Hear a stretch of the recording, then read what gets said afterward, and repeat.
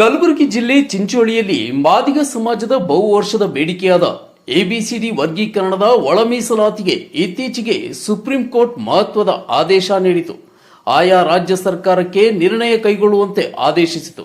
ಹೀಗಾಗಿ ತೆಲಂಗಾಣ ರಾಜ್ಯ ಮುಖ್ಯಮಂತ್ರಿ ರೇವಂತ್ ರೆಡ್ಡಿ ಅವರ ಸರ್ಕಾರ ತೆಲಂಗಾಣದಲ್ಲಿ ಐತಿಹಾಸಿಕ ಜಾರಿ ತೀರ್ಪು ನೀಡತಕ್ಕ ಹಿನ್ನೆಲೆಯಲ್ಲಿ ಚಿಂಚೋಳಿಯಲ್ಲಿ ಮಾದಿಗ ಸಮಾಜದ ಬಾಂಧವರು ಸೇರಿ ಪಟಾಕಿ ಸಿಡಿಸಿ ಸಿಹಿ ಹಂಚಿ ಹರ್ಷ ವ್ಯಕ್ತಪಡಿಸಿದರು.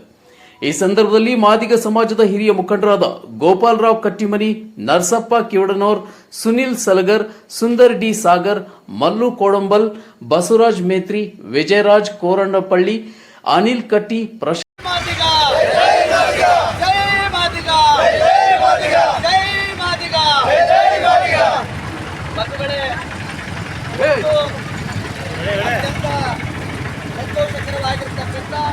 ಮತ್ತು ಐತಿಹಾಸಿಕವಾಗಿರ್ತಕ್ಕಂಥ ದಿನ ಅಂತ ನಾವೇ ಒಂದು ಹೇಳಬೇಕಾಗ್ತದೆ.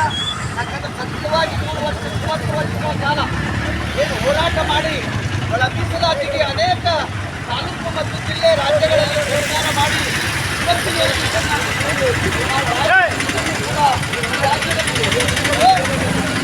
ಸಾಮರ್ಥ್ಯ ಏನಪ್ಪ ಅಂತಂದ್ರೆ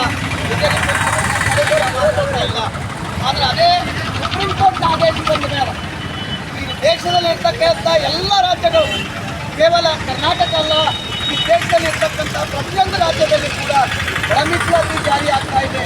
ಅದು ಕರ್ನಾಟಕದಲ್ಲಿ ಮಾತ್ರ ಜಾರಿ ಆಗ್ತಾ ಇಲ್ಲ.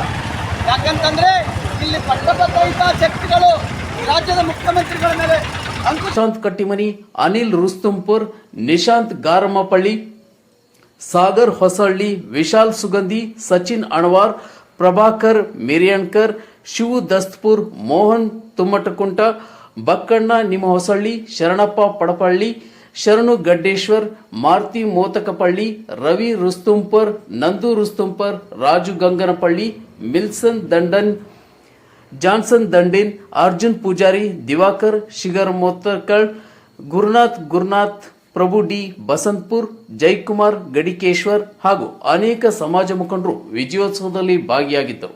ನಾಗರಾಜ್ ಪಾಟೀಲ್, ಸಿ9 ಕನ್ನಡ, ಚಿಂಚೋಳಿ.